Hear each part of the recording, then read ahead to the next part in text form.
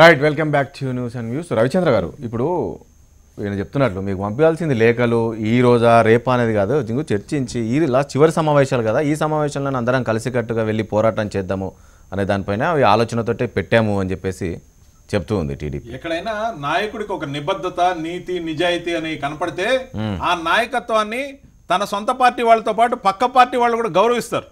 ఎక్కడ కూడా ఏ కోసైనా కూడా నీతి, నిజాయితీ, నిబద్ధత లేని ఏకైక నాయకుడు ఈ దేశంలో ఎవరైనా ఉన్నారంటే చంద్రబాబు నాయుడు గారు. ఎందుకంటే ఏం చేసినా అది ఒక డెమోక్రటిక్ కంపల్షన్ అని కథలు చెప్పి ఏ ఒక్క కార్యక్రమం కూడా అతని పొలిటికల్ కంపల్షన్ తప్ప ఏది ఉండదు. అతను ఏం చేసినా చరిత్ర అని చెప్తాడు. పార్లమెంట్ లో ఫైట్ చేస్తున్నారు, ప్రతిసారి పోరాటం చేస్తున్నారు, నిరసనలు చేస్తున్నారు. మీరన్నా లేరక్కడ వాళ్ళు అవిశ్వాస తీర్మానం పెట్టారు పార్లమెంట్ లో. దేశమంతా కూడా పార్లమెంట్ పైన వాళ్ళు ఫైట్ చేశారు.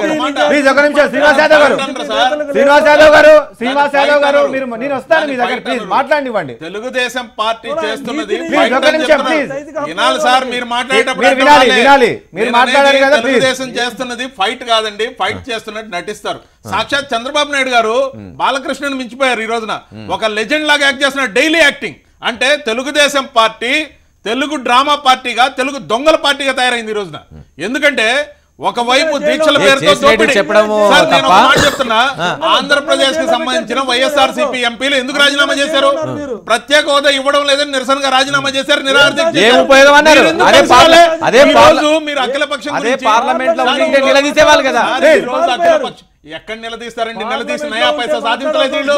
నిరసనగా ఒకే గళాన్ని ఎందుకు వినపడలేదు అంటే ప్రతి దాంట్లో రాజకీయం ఉండాలి. ఎల్లో పాంప్లెట్లు తీసుకొని అక్కడ అలా గాంధీ విగ్రహం ముందు నించోవాలి స్టాచ్యూ లాగా. రోజు కథలేసి హరికథలు చెప్పుకునే యాక్షన్లు ఏదైతే చేస్తున్నారో శివప్రసాద్ గారు లాంటి వాళ్ళు రోజుకు వేషం వేసుకుంటూ ఆ వేషాలు వేసే చర్యలు ఏవైతే ఉన్నాయో చంద్రబాబు నాయుడు గారు వేయటం లేదు, శివప్రసాద్ గారు వేషాలు వేస్తున్నారు. అంతే.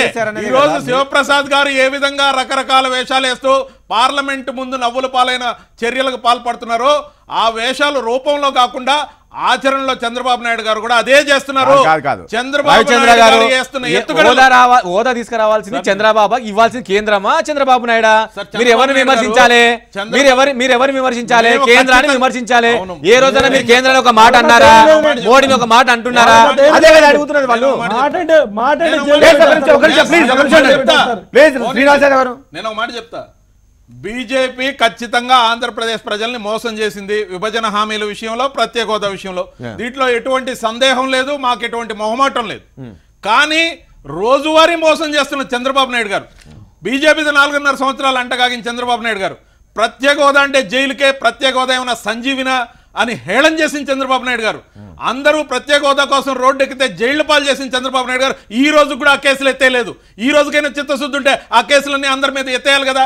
అంతేకాదు చంద్రబాబు నాయుడు గారు పోరాటం చేస్తే ఏమో అందరూ కలిసి రావాలి, చంద్రబాబు నాయుడు గారు అంటుకొని ఫెవికాల్ అందరూ అప్రిషియేట్ చేయాలా? రామ్ శర్మ గారు సార్ ఏం చెప్తారు? ఇప్పుడు మనం చూసాం తెలంగాణ ఉద్యమ సమయంలో మీరు చూసి ఉంటారు. ఓకే, ఎస్, తెలంగాణ సాధన కోసం ఆ రోజు పార్టీలకు అతీతంగా అందరూ కలిసి ఫైట్ చేశారు. ఓకే, ఎవరి పార్టీ వాళ్ళు, కానీ మొత్తానికి తెలంగాణ సాధన కోసం అందరూ కలిసి వచ్చారు. ఎందుకు ఆంధ్రప్రదేశ్లో ఆ పరిస్థితి లేదు? రాజకీయ పార్టీలకు ఎందుకు కలిసి రావట్లేదు? ఎందుకు కలిసి వెళ్ళట్లేదు? ఎవరికి వారు వాళ్ళ ఎజెండాతోటి వెళ్తున్నారు. సార్ ఇక్కడ ఒక్క నిమిషం రాజకీయ పార్టీలు పక్కన పెట్టి కనుక మనం ఆలోచిస్తే, మీరు అడిగిన దానికి సమాధానం చెప్పాలంటే ఇవాళ ఎవరు తీసుకోవాలి ఇనిషియేటివ్? పెద్ద తీసుకోవాలి. మన ఇంట్లో ఒక పెద్ద ఎవరైతే ఉంటారో వాళ్ళు ఇనిషియేటివ్ తీసుకోవాలి. తీసుకోవాల్సినటువంటి ఇనిషియేటివ్ ఎవరు? ఇక్కడ రాష్ట్ర ప్రభుత్వం అధినేత తీసుకోవాలి. అది నేను పార్టీగా చెప్పట్లేదు, రాష్ట్రానికి చెప్తున్నా, ప్రభుత్వానికి చెప్తున్నా. ప్రభుత్వం తీసుకోవాలి. ప్రభుత్వం ఏం చేయాలా? ఇక్కడ ఉన్నటువంటి అందరినీ పిలవాలి, అఖిలపక్ష సమావేశాన్ని ఏర్పాటు చేయాలి. అది ఎప్పటి నుంచో మేము చెప్తా ఉన్నాం. అఖిలపక్ష సమావేశాన్ని ఏర్పాటు చేయండి అని రఘువీరారెడ్డి గారు ఎప్పటి నుంచో చెప్తా వచ్చారు. చెప్పకూడదు. వినండి సార్, వినండి, కొంచెం వినండి. ఇప్పుడు వేయాలని చెప్తున్నాం. మీరేం చేశారు? వాళ్ళ నుంచి బయటకు వచ్చిన తర్వాత అంతకు ముందు ఏం చేశారు? నేను ఇవాళ చెప్తున్నా మీకు. ఇక్కడ విజయవాడలో మా రఘువీరారెడ్డి గారితో పాటు మా గుంటూరు డీసీసీ ప్రెసిడెంట్ మక్కిన మల్లికార్జున నుంచి అందరి మీద కేసులు ఉన్నాయి ఇవాళ రోజున. ఇప్పటి వరకు వాటిని తీసేయలేదు. మేము చెప్పాము ఇప్పటి వరకు ఆ కేసులు తీసేస్తున్నాను అని చెప్పిన మొట్టమొదటి మీటింగ్ లో చెప్పడం జరిగింది ఆయన. ఆ చలసాని శ్రీనివాస్ గారి మీద ఇప్పటికీ కేసు ఇంకా నడుస్తా ఉంది. నేనేమని చెప్తున్నానంటే నిజంగా ఫస్ట్ అఖిలపక్ష సమావేశాల మీద చిత్తశుద్ధి కనుక ఉండేటట్లయితే ప్రభుత్వం ముందర వాళ్ళందరి మీద కేసుల్ని వెనక్కి తీసుకోవాలి. అప్పుడు మాత్రమే మాట్లాడండి. వాళ్ళందరినీ ఒక పక్కన జైళ్ళకి తిప్పుతా, ఇంకొక పక్కన అఖిలపక్ష సమావేశాలకి రమ్మనమని చెప్తా. మాకు చిత్తశుద్ధి ఉందంటే ఎట్లా నమ్ముతామండి? ఇవాళ రోజున ఇంకొకటి చెప్తున్నా నేను, ప్రభుత్వం పెద్దగా ఉండేటప్పుడు మనం ఎట్టి పరిస్థితుల్లో కూడా ఇంకొకరిని విమర్శించకూడదు. పార్టీ విమర్శిస్తుంది. ఇప్పుడు కళా వెంకట్రావు గారిని విమర్శించమనండి పార్టీ పరంగా. ముఖ్యమంత్రి గారైనటువంటి చంద్రబాబు నాయుడు గారు ఒక ఫోన్ చేసి రఘువీరారెడ్డి గారికి కానీ, ఆయన జగన్మోహన్ రెడ్డి గారికి కానీ, ఆ బీజేపీ వాళ్ళకి కానీ, లేకపోతే వీళ్ళకి ఫోన్ చేసి కూర్చుందాను రండి, కూర్చో, నేను ఒక విషయం అడుగుతాను. రామ్ శర్మ గారు, ఇదేమన్నా ఇంటి కార్యక్రమమా? అందరికి ఫోన్లు చేసి రప్పించడానికి ఏ బాధ్యత లేదా మీ అందరికి? ఫైట్ చేయడానికి బాధ్యత లేదా? అయ్యో మీరు చాలా పొరపాటు మాట్లాడారు. ఇంటి పెద్దగా కాదు ఇది. ఒక్క నిమిషం. ఆయన నేను తెలుగుదేశం పార్టీ అధినేతగా పిలవమంటలా, రాష్ట్ర ముఖ్యమంత్రిగా పిలవమంటున్నారు. రాష్ట్ర ముఖ్యమంత్రిగా బాధ్యత ఉంటుంది. నేను పిలిస్తే రారు. రఘువీరారెడ్డి గారు పిలిస్తే చంద్రబాబు గారు రాకపోవచ్చు, లేకపోతే ఇంకో జగన్మోహన్ రెడ్డి గారు రాకపోవచ్చు. కానీ ఒక ముఖ్యమంత్రి పిలిస్తే వెళ్లాల్సినటువంటి బాధ్యత అందరికీ ఉంది. మాకు మేము డెఫినెట్ గా వెళ్తాం. కానీ మమ్మల్ని ఒక పక్కన విమర్శిస్తా, మా మీద ఒక పక్కన కేసులు పెట్టుకొని ఇవాళ మేము జైలు చుట్టూ తిరుగుతున్నాం. ఇవాళ మా రఘువీరారెడ్డి గారి మీద కూడా ఈ విజయవాడలో కేసు ఉంది. ఇప్పుడు మేము చేసినటువంటి ఉద్యమాలకు కేసులు పెట్టారు. ఆ కేసులను తీసుకోకుండా మీరు మళ్ళా ఇంటి పని అంటున్నారేంటి? పార్టీ పని అయితే మేము పిలవమని అంటున్నారు. కేసులు ఇంపార్టెంట్, ప్రజల ప్రయోజనాలు ఇంపార్టెంట్ అండి. అల్టిమేట్ గా ఏం కావాల్సింది హోదా, కావాల్సిన ప్రజల ప్రయోజనాలు కదా, దానికోసం పోరాటం చేయండి. వినండి సార్, ఒక్క నిమిషం సార్. అఖిలపక్ష సమావేశాన్ని ఏర్పాటు చేసింది చంద్రబాబు నాయుడు గారు తెలుగుదేశం పార్టీ తరఫున కాదు, ముఖ్యమంత్రి తరఫున చెప్పారు. కాబట్టి ముఖ్యమంత్రిగా ఆయన పిలవాలని అడుగుతున్నాను నేను మిమ్మల్ని, అంతేగాని తెలుగుదేశం పార్టీ తరఫున కాదు. అంటే ఈ రోజు ముఖ్యమంత్రి పిలవనందుకే మీరు వెళ్తలేమంటారు? అంటే ఈ రోజు ముఖ్యమంత్రి సార్ మీ ఇంటికి నన్ను పిలవకుండా ఎవరో పక్కింటి ఆయన చేత రండిట అని చెప్పంటే ఏంటి సార్ మీరు అనేది? ప్రభుత్వం సార్ ఇది. మీరు దయచేసి అర్థం చేసుకోవాల్సింది ఒకటి ఉంది. పార్టీలు వేరు, ప్రభుత్వం వేరు. ప్రభుత్వ అధినేతగా, ఈ ఆంధ్రప్రదేశ్ రాష్ట్ర ముఖ్యమంత్రిగా, మా అందరి ముఖ్యమంత్రిగా, మా అందరి ప్రియతమైనటువంటి ముఖ్యమంత్రిగా చంద్రబాబు నాయుడు గారు ఇనిషియేటివ్ తీసుకోవాల్సినటువంటి అవసరం ఉన్నది. పార్టీలతో కాదు.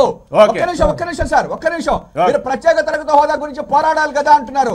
మేము మొదటి నుంచి చెప్తా ఉన్నా ప్రత్యేక తరగతి హోదా ఈ రాష్ట్ర కేంద్ర ప్రభుత్వం ఇవ్వదు అని చెప్పనని.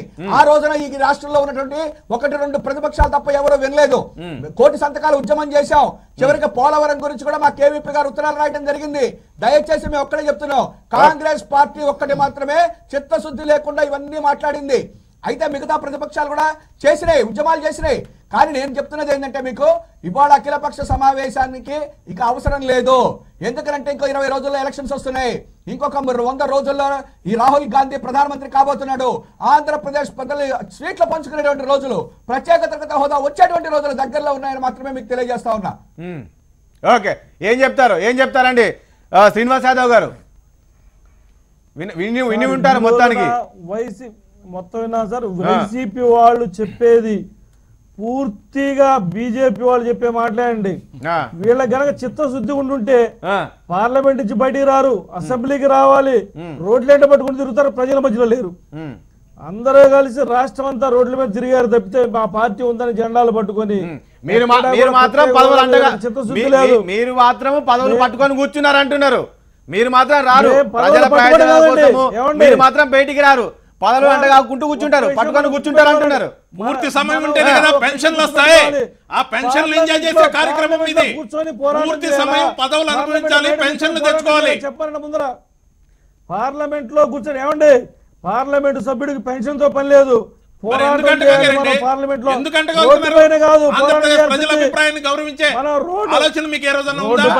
రవిచంద్ర గారు ఒక విషయం అన్నారు, అంటే హోదా ఎట్లా వస్తుంది? పార్లమెంట్ ముందు రోజు వేషాలు మారుస్తూ నాటకాలు చేస్తే హోదా వస్తుందా అని చెప్పేసి అడుగుతున్నారు. ఏం చెప్తారు? రోజుకొక వేషం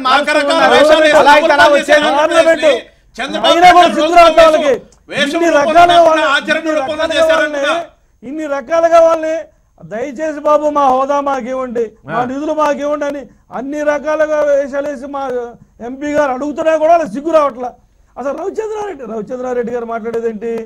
బీజేపీ ఇవ్వాలి కదా, మమ్మల్ని అంటారేంటి? మీరేం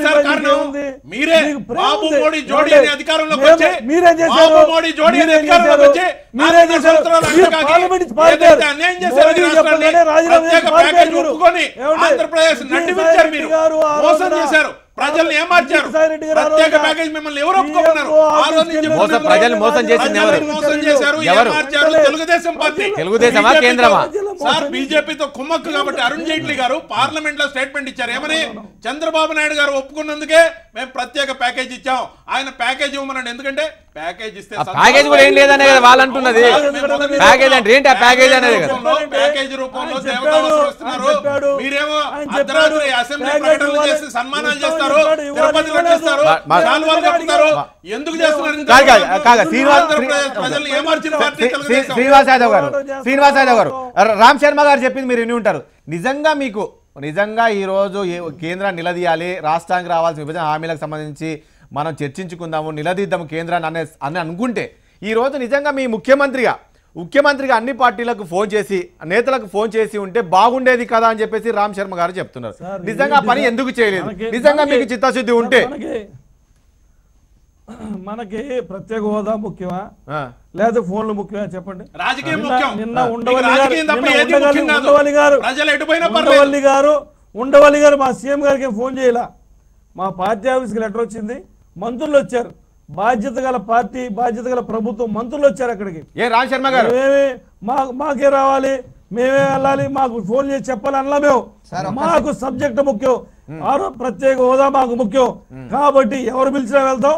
అట్లానే మేము కూడా పిలిచినప్పుడు రావాలి. ఏంటంటే ఈ రోజున అంటే ఈ రోజు పిలవడం మీ రాజకీయ ప్రయోజనాలు అంటున్నారు. ఇన్ని రోజులు ఎందుకు పిలవలేదు, ఎందుకు పెట్టలేదు ఈ మీటింగ్లు? కేవలం ఎన్నికలు రాబోతున్నాయి, మరో 2 నెలలు రాబోతున్నాయి కాబట్టి కేవలం రాజకీయ ప్రయోజనాల కోసం సమావేశం మేము వేదిక చేసుకుంటే మేము రాము. ఏం లేదండి, మేము పోరాడుతూనే ఉన్నాం. మేము రామ్ శర్మ గారు అసెంబ్లీ తీర్మానాలు చేసాం. నిన్న ఉండవెల్లి అరుణ్ కుమార్ అలాగనే కాల్ చేశాడు అందరికి, అలా కాల్ చేస్తేనే వెళ్ళారా? ఇప్పుడు ఉండవల్లి అరుణ్ కుమార్ గారు పెట్టిన దానికి ఇచ్చినంతటి ఇంపార్టెన్స్ రాష్ట్ర ప్రభుత్వం ఇతర మినిస్టర్లని ఒక ప్రణాళికా సంఘం ఆయన్ని పంపించి వాళ్ళ ఎంబడ కొంతమంది ఆఫీసర్లను పంపించి తీసుకున్నటువంటి అంతటి ఇది మేము చెప్పిందే. అది ఆయన ముఖ్యమంత్రిగా ఎందుకు పిలవలేదు అని చెప్పని.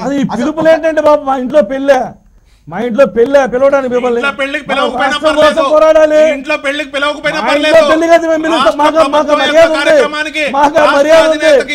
మర్యాద లేవు కాబట్టి మీ వంక చెబుతున్నారు. మీరు అసెంబ్లీ నుంచి పారిపోయారు, పార్లమెంట్ నుంచి పారిపోయారు, ప్రజల మధ్యలో లేరు. ఇంకా మీకు అంతే ఉంటుందండి. మీరే మోనార్కులు. నీతి నిజేతల గురించి మాట్లాడుతున్నారు మీరు.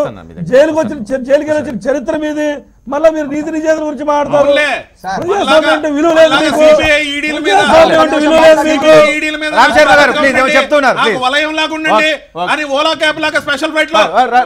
రాష్ట్రాలు తిరుగుతూ మద్దతు కూడగడుతున్నారు. ప్రత్యేక హోదా కోసం కాదు, ప్రత్యేక హోదా కోసం మద్దతు కూడగట్టలేదు.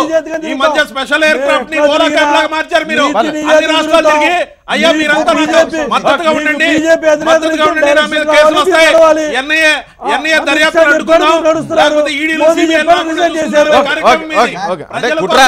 కుట్ర చేస్తుందని చెప్పేసి చెప్తున్నారు కదా ఈ రోజు బయటకు వచ్చి. ఒక్క నిమిషం రామ్ శర్మ ప్లీజ్ ఒక బ్రేక్ తీసుకున్నాం. బ్రేక్ తర్వాత మీ దగ్గరికి వస్తాను. ఒక షార్ట్ బ్రేక్ తీసుకుందాం.